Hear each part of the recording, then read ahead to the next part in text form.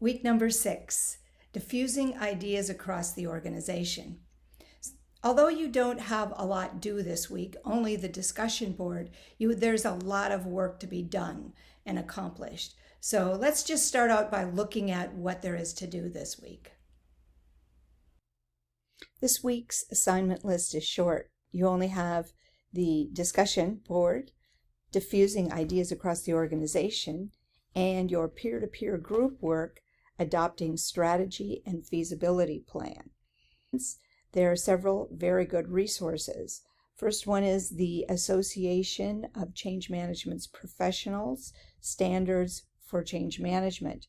So use this as you work on your strategy. This will also be a very useful tool throughout your career as you get involved in change management, whether it's as a change agent, a target, or a stakeholder. And then there are some good videos for you to watch. One of them is Gladwell's. It talks about 3 principles of the tipping point, getting something to be accepted. And that is the law of the few, the stickiness factor, which we read all about in Make It Stick, and the power of context. So take a look at the video and see how these 3 principles can be used as you work in your change strategy. And then we also have some videos on diffusion of change and the adoption bell curve.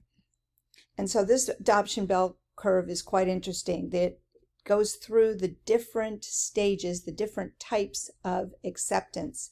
So you have the innovators, you have the early adopters, the early majority, the late majority, and the laggards. And this really hits home with me because my experience working with that software implementation in the county really put me in contact with all of these. So it was about 2 years into development when I joined the team in November of 2016. And the planned implementation going live was at that time April 2017. It actually did not go live until August 2018, but that's just another story. So by February 2017, I was tasked with starting the training with approximately 250 employees, but the software wasn't ready yet. So as I started to create the training, it became more of an opportunity to start motivating the users to accept the change. I first looked at just making them aware. What was our current system, which was 5 different software packages that were not interrelated. Some of them were as much as 20 years old. And what was that new software package that we were changing to with all of these different pieces fully integrated going to look like? And the first thing is our software was going into the cloud. You got to remember, this was 4 years ago, pre-pandemic.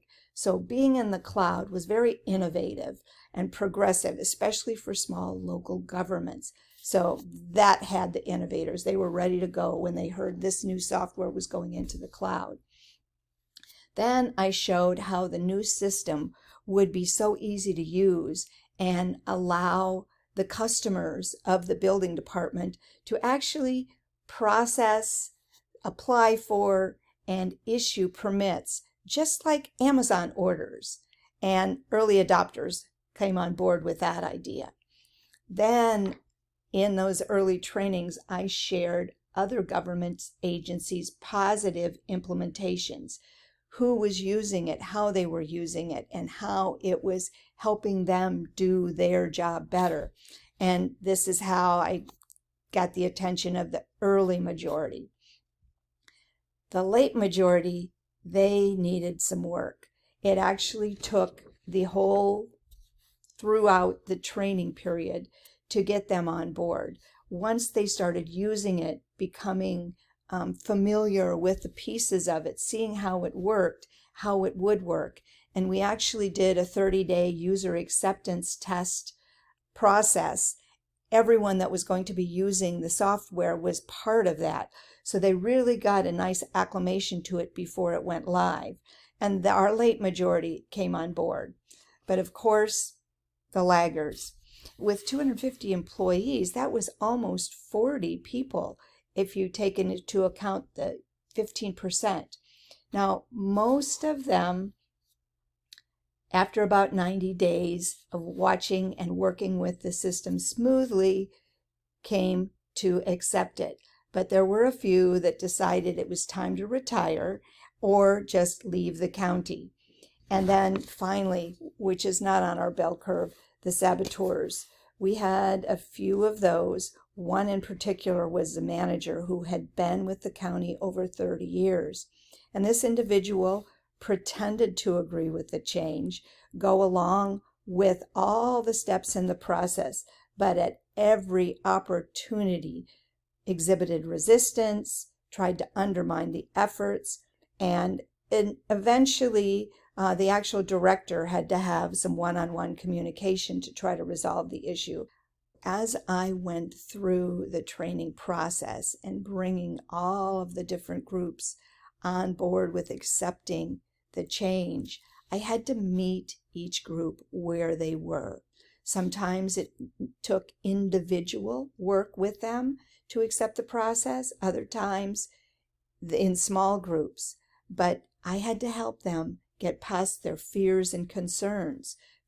Fears of learning new software, fears of having to use the computer as a substantial part of their job, and even fears of losing their job. So there were a lot of fears that had to be overcome, and there was some motivating that was required. I hope that sharing this experience that I had with the innovation acceptance curve will give you some ideas on what to look for as you work on your strategic plan for change management. So you've got a lot to accomplish over the next 2 weeks before your change management strategy is due. So stay focused, keep in touch with your teams, keep the ball moving forward. You guys have been doing great. I'm sure that you're going to continue with that terrific performance. And no, if you need anything, reach out to me. You can text me at 941-962-1211, or go ahead and email me at American University and I will respond within 24 hours. So have a terrific week. Keep that nose to the grindstone. I'm looking forward to seeing some stellar projects at the end of next week.